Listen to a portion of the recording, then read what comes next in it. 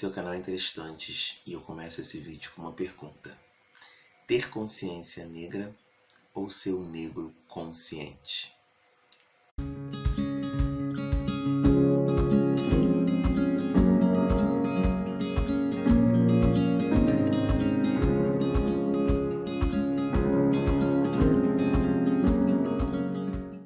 Seja bem-vinda a esse canal, seja bem-vindo a este canal, seja bem-vindes a este canal. Eu sou Dilmar Alcântara e este é o canal Interestantes. Seja bem-vindo. Hoje eu vou falar sobre consciência negra ou negra consciência. Independente de como se produz a frase, eu sempre gosto de brincar com as palavras, né? E fico pensando no significado, melhor dizendo, no significado das palavras que eu gosto de brincar. Então, bom, 20 de novembro, Dia da Consciência Negra, um dia que é celebrado em todo o país, porém em algumas cidades do país é feriado. Na cidade que eu moro é feriado, enfim, em Niterói, no estado do Rio de Janeiro inteiro é feriado, inclusive.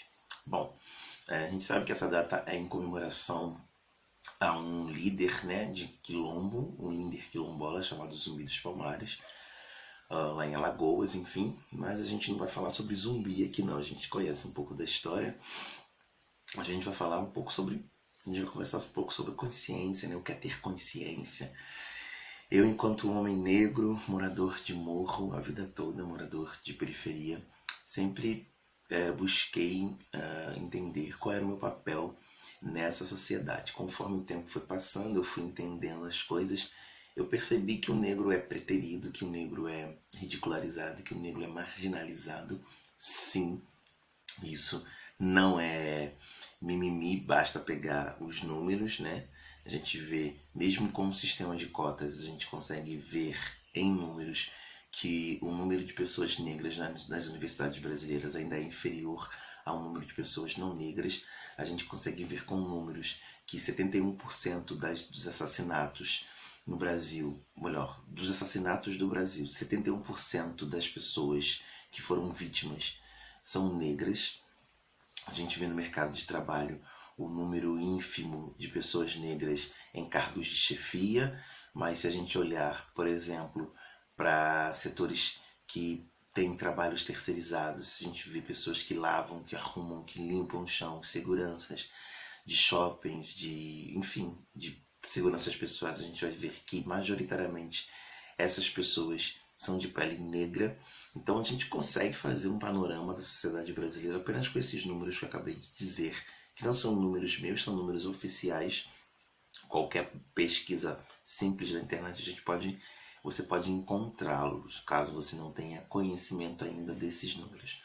Bom, então, mediante a isso, vendo como que a sociedade se dividia, como o negro era e é, né, tratado na sociedade, eu sempre pensei em qual é o meu lugar nesse mundo. Sempre vivi ao lado de situações que podem sair da margem da lei, sempre vivi próximo de lugares com alto índice de criminalidade, mas nunca pensei que aquilo fosse um ideal de vida para mim, tanto que eu nunca cheguei nem perto, né, de pensar, por exemplo, em possibilidade de entrar para a vida do crime. Isso nunca foi alvo de meus pensamentos. Eu sempre quis fazer algo diferente, eu sempre quis ser algo diferente, eu sempre estipulei limites, marcas, assim, marcos em que eu queria chegar na minha vida. E eu consegui entender que através dos estudos apenas eu poderia chegar lá. Portanto, eu decidi estudar. Então, estudo, continuo estudando aí e vou estudar por alguns anos ainda para frente. Mas nada me fez parar, pensar que eu não poderia, mesmo com as dificuldades que é ser negro nesse país. É muito difícil ser negro e homem nesse país, ter uma idade economicamente ativa, porque eu sou um alvo potencial, né? Se a gente pegar esses números da violência, a gente vê que o número de pessoas que morreram devido à violência, o número de pessoas com idade economicamente ativa, homem e negro, é absurdo, assim. Então eu sei que eu sou um potencial alvo dessa violência toda, mas isso não foi motivo para desistir daquilo que eu quero, né? Eu coloquei a minha meta na frente e vou persegui-la.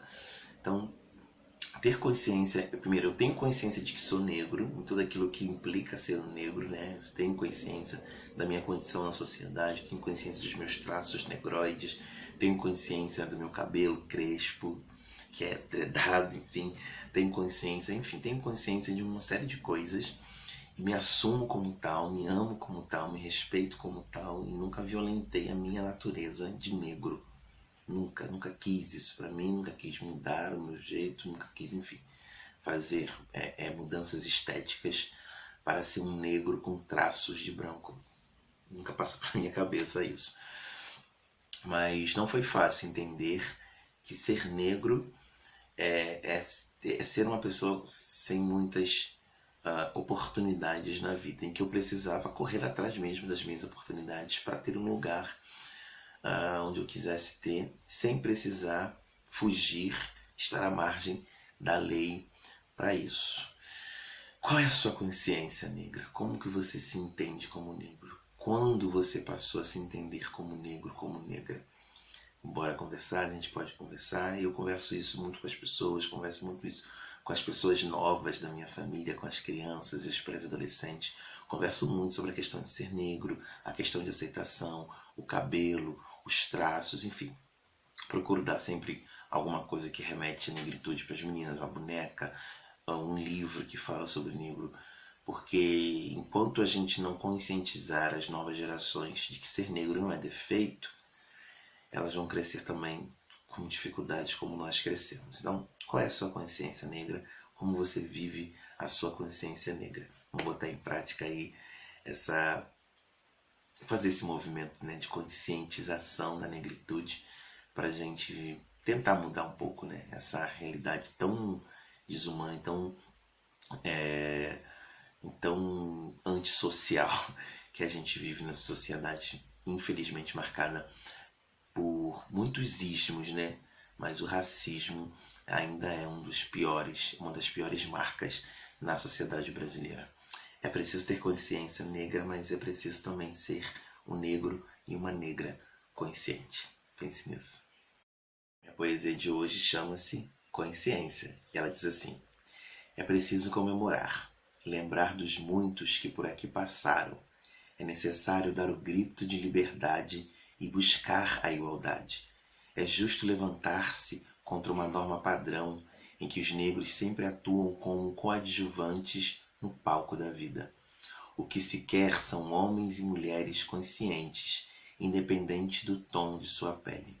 Precisamos entender que o povo negro precisa de amparo, que devemos celebrar o 20 de novembro, mas sem esquecer que falta chegar o 13 de maio.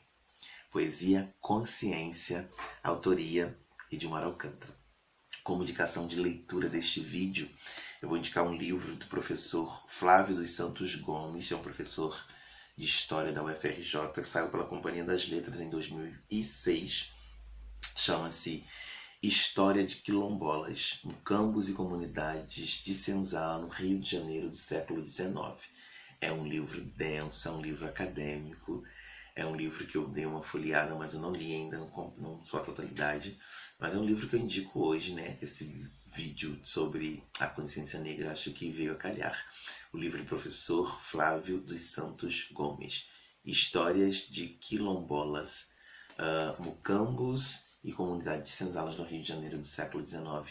Saiu pela Companhia das Letras em 2016, a indicação de leitura deste vídeo.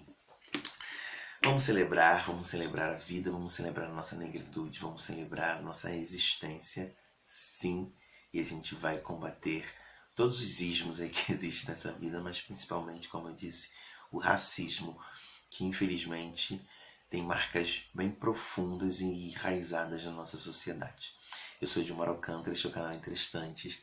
A gente se encontra no próximo vídeo. Se você não se inscreveu, inscreva-se, compartilha, curta se você quiser. A gente se encontra no próximo vídeo, porque é caminhando juntos que a gente chega lá. Um forte abraço e até lá.